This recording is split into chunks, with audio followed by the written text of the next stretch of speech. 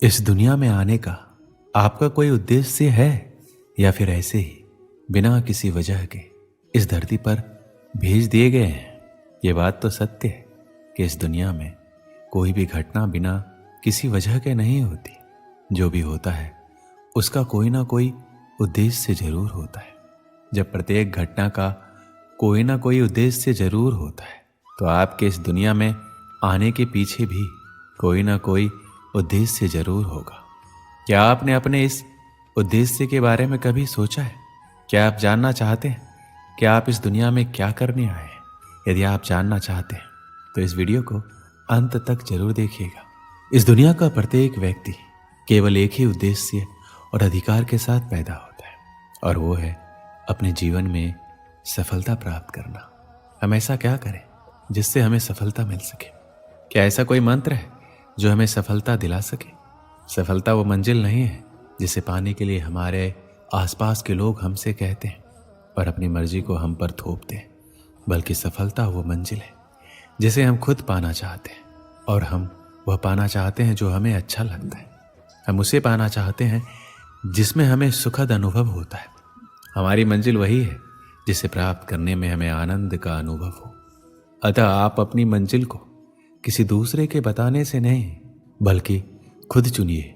फिर चाहे कोई भी और कितना भी आपका विरोध कर ले, कोई भी परेशानी पैदा कर ले, आप अपनी मंजिल तक पहुंच कर ही रहेंगे।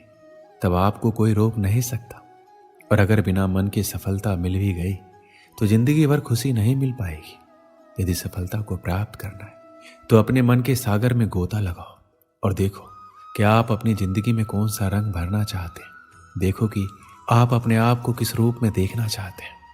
अपनी इच्छा को, अपने सपने को, अपने मन के आईने को सामने रख कर तो देखो। बिल्कुल साफ नजर आ जाएगा कि आप क्या चाहते हैं।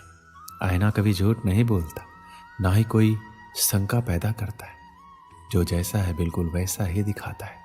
अपने उद्देश्य को जानो और चल दो अपने मंजिल की ओर, जहां सफलता आपका इंतजार कर रही है। आपको सफलता को प्राप्त करने के लिए समझौता नहीं करना है। दूसरों की इच्छाओं को अपने ऊपर नहीं थोपना है।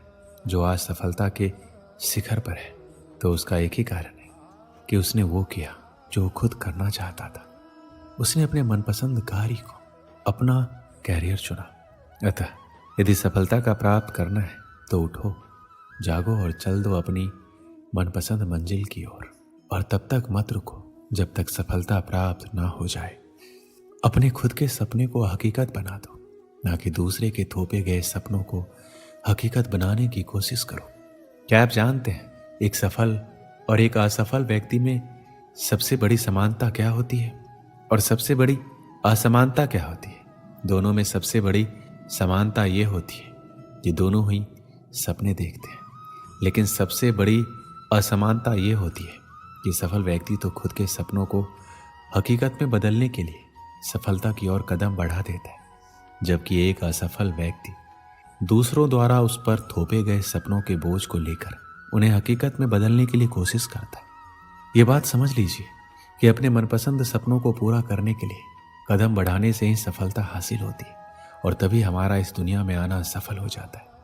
अपने जीवन के उद्देश्य को पहचानो और सफलता प्राप्त करने के अपने अधिकार को प्राप्त कर लो। श्री कृष्ण कहते हैं, जब सूरज अस्त होता है तो दरवाजे हर कोई बंद करता है, लेकिन जब भाग्य का सूरज अस्त होता है तो भी दुनिया के दरवाजे बंद हो जाते हैं।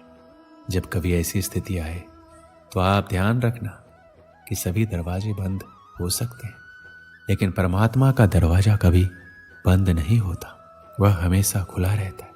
अगर वह एक दरवाजा बंद करता भी है तो अनेक दरवाजे खोलता है।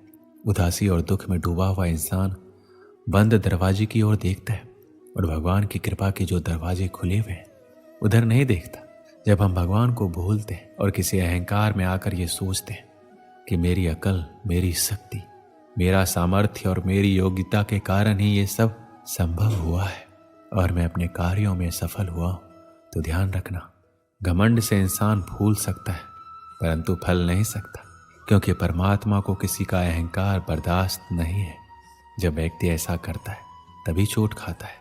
एक बार महाभारत में युधिष्ठिर के एक सवाल के उत्तर में भीष्म पितामह ने कहा मनुष्य से बढ़कर कोई नहीं। आपको ये जानकर आश्चर्य होगा कि 84 लाख योनियों के बाद हमें मनुष्य से जीवन मिलता है और संसार के सभी प्राणियों में मनुष्य ही सबसे श्रेष्ठ है। लेकिन इस धरती पर हम दुनियादारी के चक्कर में ऐसे फंस जाते हैं कि हमारी बुद्धि सीमित दायरे में ही सिमट कर रह जाती है।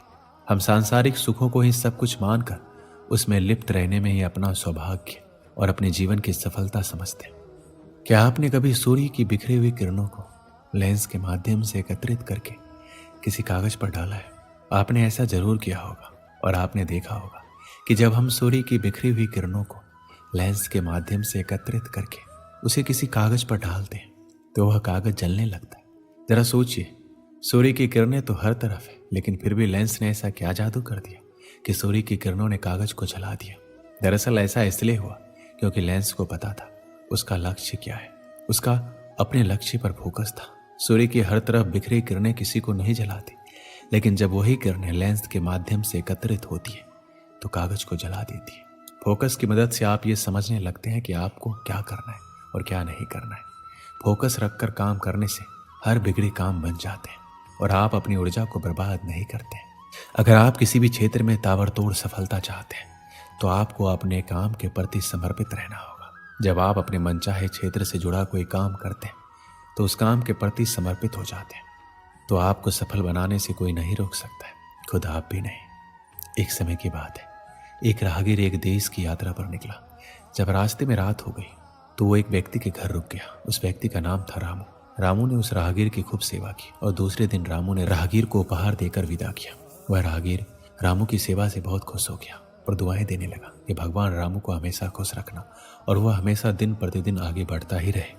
इस बात पर रामू हंसने लगा और राहगीर से रामू बोला, जो है वह भी अब नहीं रहने वाला। इस बात पर राहगीर रामू की तरफ देखता ही रहा और वहां से चला गया।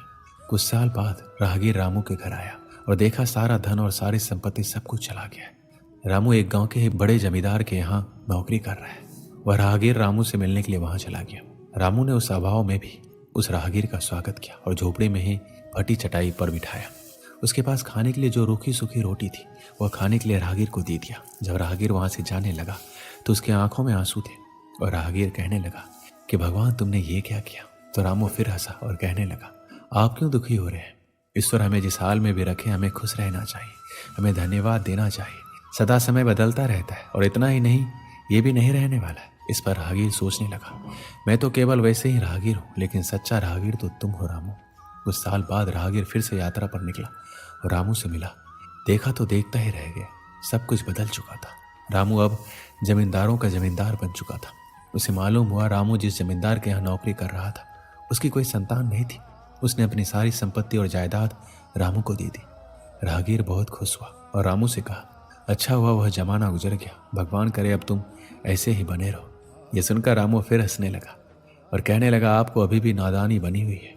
राहगीर ने फिर रामू से पूछा, क्या ये भी नहीं रहने वाला? रामू ने उत्तर दिया, हाँ, या तो ये चला जाएगा या फिर इसको अपना मानने वाला ही चला जाएगा।